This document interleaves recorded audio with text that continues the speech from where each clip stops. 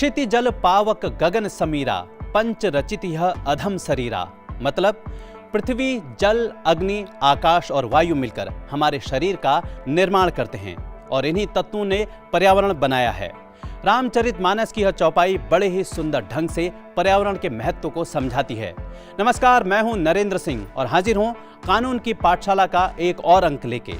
विश्व में पर्यावरण के प्रति चेतना पैदा करने के लिए 1972 में संयुक्त राष्ट्र ने स्वीडन में एक महत्वपूर्ण सम्मेलन का आयोजन किया। इस सम्मेलन में भारत सहित दुनिया भर के 119 देशों ने भाग लिया और वन अर्थ यानी एक ही धरती के सिद्धांत को एक मत से मान्यता दी। उसके बाद कई देशों ने पर्यावरण से जुड़े कानून बनाए और भारत ने भी पर्यावरण संरक्षण अधिनियम 1986 को पारित कर पर्यावरण संरक्षण की दिशा में एक महत्वपूर्ण कदम उठाया। आइए जानते हैं पर्यावरण संरक्षण कानून आखिर है क्या।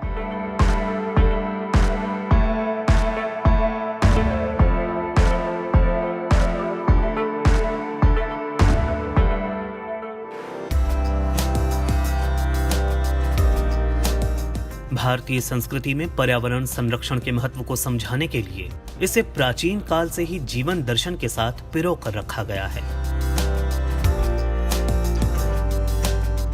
हड़प्पा संस्कृति हो या वैदिक संस्कृति, सभी ने पर्यावरण की महत्ता को माना है। भारतीय मेधा ने प्राकृतिक शक्तियों को देवी देवताओं का रूप देकर पर्यावरण संरक्षण को ऊंचा दर्जा दिया है। हालांकि पर्यावरण संरक्षण अधिनियम 1986 के आने से पहले ही संसद ने पर्यावरण संरक्षण के प्रति अपनी जिम्मेदारी को समझा है और समय समय पर कई ऐसे कानून बनाए जो आगे चलकर मील का पत्थर बने, जैसे भारतीय वन अधिनियम 1927, वन्य जीव संरक्षण अधिनियम 1972, जल प्रदूषण की रोकथाम और नियंत्रण अधिनियम 1974, वन संरक्षण अधिनियम 1980, वायु प्रदूषण की रोकथाम और नियंत्रण अधिनियम 1981। पर्यावरण संरक्षण कानून का उद्देश्य पर्यावरण की सुरक्षा और सुधार करना है। ये कानून केंद्र सरकार को पर्यावरण प्रदूषण को रोकने और देश भर की पर्यावरणीय समस्याओं से निपटने के लिए कानून बनाने का अधिकार देता है। ये कानून पर्यावरण संरक्षण और सुधार के लिए सबसे अहम कानूनों में से एक है। संविधान के अनुच्छेद 253 के तहत इस कानून का निर्माण हुआ। पर्यावरण संरक्षण अधिनियम संसद द्वारा 23 मई 1986 को पारित किया गया और 19 नवंबर 1986 को इसे लागू किया गया।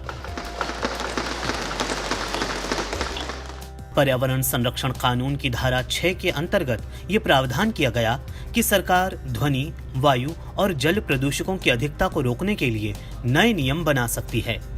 इसी प्रावधान का प्रयोग करते हुए ध्वनि प्रदूषण विनियमन एवं नियंत्रण नियम 2000 को बनाया गया। भारत विश्व के उन चुनिंदा देशों में से एक है जिसके संविधान में पर्यावरण को विशेष स्थान दिया गया है। पर्यावरण संरक्षण कानून निर्माण का मुख्य उद्देश्य संयुक्त राष्ट्र द्वारा पर्यावरण संरक्षण की दिशा में किए गए प्रयासों को भारत में लागू करना है। ये कानून पर्यावरण प्रदूषण की रोकथाम, नियंत्रण और उपशमन के लिए एक राष्ट्रव्यापी कार्यक्रम की योजना बनाकर उसे लागू करने का अधिकार देता है। इस कानून में केंद्र सरकार को पर्यावरण करने वाले उद्योगों को निर्देशित और बंद करने की शक्तियां दी गई हैं। जनता और कंपनियों के साथ ही सरकारी विभागों को भी इसके दायरे में लाया गया है। ये कानून पर्यावरण को निजी ठेकेदारों और खनिकों के हाथों से होने वाले शोषण से बचाने में भी मदद करता है। ये कानून केंद्र सरकार को राज्य सरकारों के साथ मिलकर पर्यावरण की रक्षा और सुधार के उद्देश्य से भी सभी आवश्यक उपाय करने की शक्ति देता है। केंद्र सरकार इस कानून के तहत विशेष उद्देश्य के लिए अधिकारियों की नियुक्ति कर सकती है और उन्हें संबंधित शक्तियां और कार्य सौंप सकती है। इस कानून में अपराध का दंड 5 साल तक की कैद की सजा या 1 लाख रुपए तक का जुर्माना या दोनों एक साथ हो सकते हैं।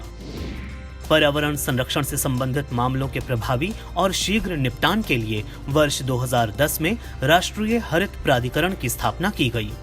इसके साथ ही वर्ष 2016 में सरकार ने खतरनाक और अन्य अपशिष्ट प्रबंधन विनियम भी बनाए हैं। पूरे ब्रह्मांड में केवल पृथ्वी ही ऐसा ग्रह है जिसमें जीवन है और यह संभव हो सका है तो सिर्फ पर्यावरण की वजह से। इसलिए मानव जीवन के अस्तित्व को बचाने के लिए पर्यावरण का संरक्षण करना बेहद जरूरी है। आइए हम सब कोशिश करें कि आने वाली पीढ़ियों के लिए एक बेहतर, एक हरी भरी पृथ्वी छोड़कर जाएं। नमस्कार।